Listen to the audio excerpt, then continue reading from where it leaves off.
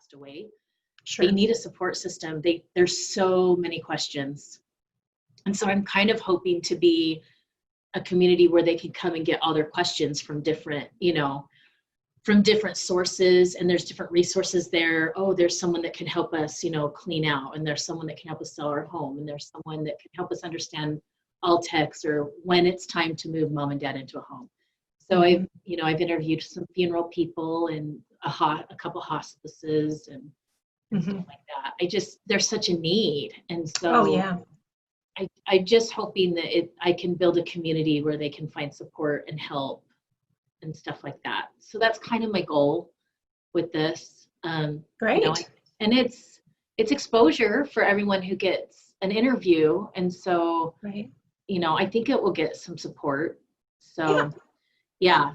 So all you can do is just put the good stuff out there, and if the people want to grasp onto it, great. If not, you've got good stuff out there. So yeah, there's just such a need, and people come in and they're not just confused about this, the whole thing, and they're emotionally overwhelmed by what they're going through anyway, and they have to think straight, and they don't even know what questions to ask sometimes. So sure.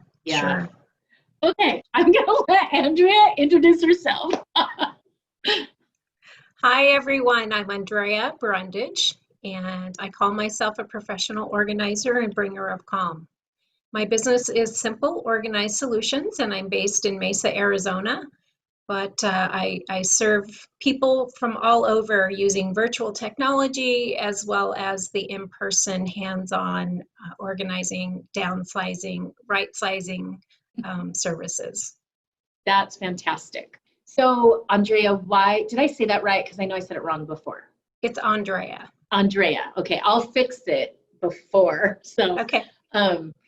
So Andrea, why do you do what you do? Why do you love what you do? So sometimes you're just born with this gift, and you try to ignore it for a long time, but it keeps threading in and out through your life. And that's exactly what has happened with me.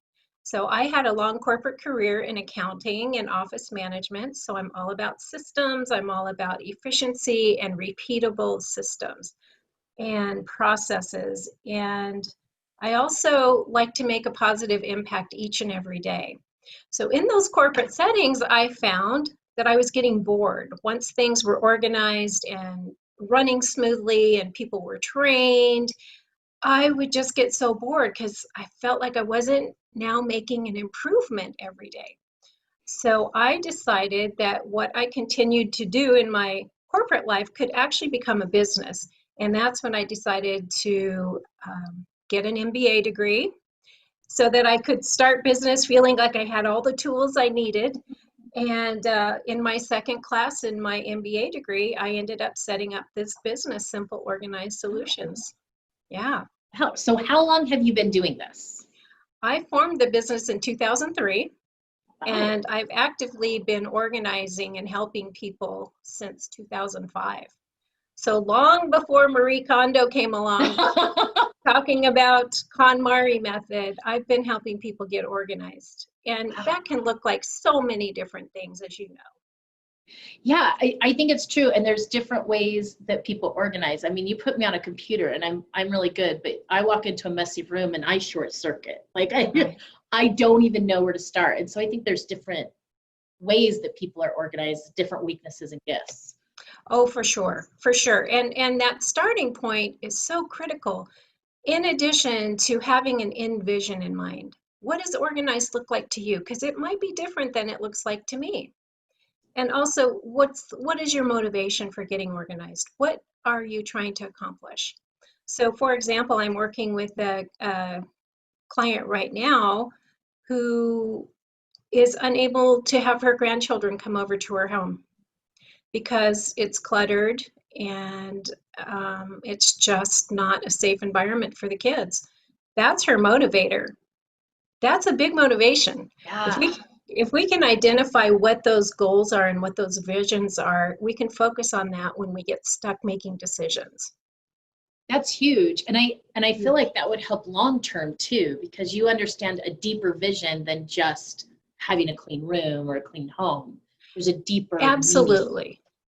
It's not just about neat, tidy file folders and everything in its place. If it's a deeper need, like this particular client has, we want to make sure that we're maintaining so that we don't ever, ever lose that. Because it's a lot of work. I'm not going to candy coat it. It is a lot of work to get organized, to make 1,001 decisions about what stays and what goes. But at the end of the day, if we can achieve that goal of having the grandkids come over and stay the night or whatever that might look like, Yeah. oh my gosh, what a beautiful thing. Yeah. To not live in chaos. Where did I hear chaos is can't have anyone over syndrome? Like that's my favorite. Like when you live that way, right? Exactly right. There's so, I think it's really important at this point to point out how much power our stuff holds over us. Yeah. When it's in the way of our peace and our calm and our relationships, we don't own our stuff anymore. It owns us. And it's an easy remedy. And when I say easy, it's not always simple, but it is easy. And sometimes you just need someone to help navigate. Yeah, it's true. And I see just in my line of work where a lot of people passing away or going into a nursing home or doing with dementia. And, you really can't take it with you. And I know that's just a saying that we say, but I really see it a lot in my field where they have passed away and they've left all this stuff that people are now dealing with, and they don't want to betray mom or dad or a spouse by giving it away, but they don't know what to do with it, and it kind of leaves the family almost with a burden. Does that make sense? It leaves them with a burden of having to deal with all of this stuff, and still honor mom and dad, and they feel like they have to do it through their stuff. And you just hit on the most important word, Shalise, and that's the burden. Because none of us set out to burden our kids. And yet we continue to do it because we don't make decisions. And not making a decision is actually a decision. Yeah, it really is. It really is. And so one day and someday are not days of the week. And I say this all the time. We have to do it now. Because what happens as we get older? Do we get more energy or less? Oh, not more on this side. I don't know anyone that has a lot more energy. And the older we get and the longer we put it off, we think, oh, when I retire, I'll get to that. And then you retire and suddenly your entire day is taken up with, you don't even know what, but the end of the day comes and it's this cycle that repeats and we don't get that stuff done. And those one day and some days cause a lot of problems in families. So my question is, what do you want your legacy to be? What do you want that to look like? That's excellent. It's a beautiful gift to have an organized estate. That is the gift that will keep giving, and it's such a legacy. And I have actually administered estates that one had a trust, one did not. The other one, the person hasn't passed away, but also unorganized. I will tell you, even with an organized estate, it took a full 7 months to go through that process. So imagine what an unorganized estate, Right.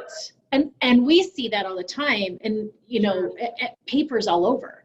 And so mom and dad, like we had, I think maybe they own property in Texas, but I don't really know. They don't know, and they don't know that there is a life insurance policy that could be helping pay funeral expenses. And they don't know that there is this IRA sitting there that they're a beneficiary of. They don't know where to find these assets, and they spend all this time that they could be mourning and connecting with other family members and remembering mom and dad the way that they want to. They spend all this time knee deep in paperwork trying to find their assets and their insurance and their utility bill and all this stuff to keep the house going. And so what do you say to that? What is your solution to that? Well, I have a booklet, and I'm sure you have something similar, but what is the saying that necessity is the mother of invention? Have you heard that saying? So my mom, even though I'm an organizer, resisted my help because she was always going to do it someday, one day. And my mom's still alive, by the way. She'll be 95 this year. But her health declined to the point where we had to have her in a nursing home. So I had to go through all of her stuff. Okay, she owned no property anymore. She didn't have a lot of money per se. She didn't have a car. So she didn't have what you would consider normal assets. It took me literally 8 solid weeks trying to get things out of her name into mine so that people would talk to me, following up with insurance companies and utilities and all of these things that we're going to one day get to, we don't get to, and then suddenly it drops in somebody's lap. Yeah. Now, I created this booklet based on what I encountered with my mom. Who do you have utilities with? What are your credit card numbers? What are your passwords, which is a big deal right now? Do you have a storage unit? People have storage. Yes, people have storage units that they might find a key. They don't know what it's for. Yeah. They have a whole television show about people whose storage units are abandoned. And I would say a lot of them have to do with people passing away and somebody didn't know. So I went through everything I could possibly think of that I dealt with my mom and put it in a booklet form. So basically it's a PDF download that can come straight to your computer, or you can print it out and just fill in the blanks. And it's a wonderful start if you don't have an estate attorney yet. It's a wonderful start to get that stuff taken care of, because they're going to ask you for that. Am I accurate there? Yeah, we're going to ask. And if mom or dad have to qualify to go into a home, you have to have all of that information. You have to have it all. Right. Yeah. Well, and it's important, I think, too, for family members or fiduciaries or whoever is going to be handling the estate, even if the person hasn't passed on, just to know what they're paying for. So my mom had travel insurance. Oh, yeah. Did she need travel insurance? Do you know how long she paid on that? Oh. And it was one of those automatic deduction things. She didn't really know what it was. It showed up on her credit card statement as Chevron. She didn't even have a car. So what is Chevron? Gosh. But, you just, when you're older and you're confused and things are coming at you so fast, sometimes we miss that stuff. So it's really important to allow someone to at least take a look. If you're not ready to hand over control, at least have somebody take a look and make sure that you're not being taken advantage of. Yes. And so many do. And I think, and this is something we need to be really aware with the older population, is they get mail and it looks like bills. Yes. A really common one is when we put deeds in people's houses, I will get calls constantly from clients saying, I'm getting a bill for like $100 for the recording. And I'm like, no, the recording is paid. This is a company. You don't have to do this. This is an outside company that has nothing to do with the recording. And it looks like a bill, and so they do kind of get taken advantage of because they don't understand everything and they don't want to get in trouble. And so they're paying these companies bills, and so we don't watch and help them know. We see that. Oh yeah, and when it's time for Medicare in November, oh my goodness, those envelopes that come look so official. I was confused. Yes, right. I was confused, like, oh my gosh, what is this? And I'd open one after the other. They were all junk mail. Yeah. But you can see so quickly how people get taken advantage of. My mom had 2 Part Bs. Oh. Wow. 2 Part Bs. Yeah. I just don't think that's uncommon. I don't think that's uncommon. No. Yeah. And I want to go back to this PDF. I love that you do that and that you provide that. So when I do presentations, I have a binder and I show where all my, birth certificates, badges and certificates, all of that.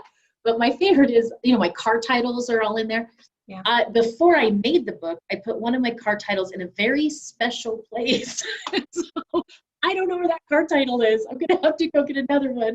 But everything's really nice in this binder now, except the one I put in a special place, right? Oh, yes. Yes. Yeah. Something I'd really love to touch on. Can I just take a second and Oh, talk about, please. Yeah. because we all need to have our permanent files. Whatever Mhm. that system is, it needs to be really consistent, Yes. and it needs to hit our brain where we're going to go to look for this stuff. So you brought up a very funny topic for me, because I was helping a lady one time going through her piles of paperwork, and we came across a car title. And I said, oh my goodness, I said, this is super important. It needs to be in a permanent file. I said, whoever has this car title has access to that, selling that car. Yes. So it's so important for permanent file. So I said, let's set you up a file for that. So I pull out the file folder and I start to write on the tab. And I said, now what would you call that? And I'm already thinking ahead. Mhm. And I've decided it's probably going to be, maybe F for Ford, or it might be A for auto, or C for car. Yeah. It's going to be something like that. And she says to me, oh, T. And I was like, T? What does the T stands for? And she says, well, it stands for transport. Oh. So where do you think we set the file at? T for transport, because that's where her brain Yeah. immediately went to think about where she would go get that car title. So this is something that's super important. There is no one size fits all with filing systems and record keeping. It needs to actually be customized to you so that you know where to get the stuff. Because if you can't find it, what's the point in even filing it? Yeah. And I think you touch on a really important thing. And I think, a lot of times when we're trying to help mom and dad or a loved one get organized, they know they need to get organized, but they are afraid that we're going to come in and take over their and their stuff or their system or whatever. And I really appreciate that you respect that, because they're going to fight if you're trying to take over and Yeah. change it. They are going to fight. It's a real power struggle. And it's actually both of the parties. So the person who feels like they're losing control, and usually the adult child who thinks they know better, Yeah. and that, mom's stuff isn't important or dad's stuff isn't important, or, there's a lot of that that goes on, especially if there's a time crunch involved. Mhm. So the kids come in from Chicago. We've got a weekend to get mom and dad organized. This is not a very happy time. And my goal as a professional organizer is to run some interference. Let me take that tension out of this as much as possible, because I want you two to be friends at the end of the day. Yeah. I find myself telling a lot of clients that come in for their parents, especially if they have to go into a home and they debate. And I say, whatever you can do to preserve your relationship as the child parent relationship is going to be important. Whenever you can hand something over to a professional and you just get to go in and be the child and let your mom be your mom and your dad be your dad and preserve that relationship is worth it to me. I Oh, mean, yes. when you start becoming the boss and things get like that, in the final years, we just want to preserve the relationship. And sometimes that means putting mom and dad in a home so that instead of living with you, sometimes it means bringing care in. Sometimes it means hiring an organizer so that you aren't doing this and Yeah. you just get to be, family. Exactly. It's so important, Shalise, and I'm so glad you bring that up, because I know you deal with it, as do I. Um, Family can push each other's buttons quicker than anybody.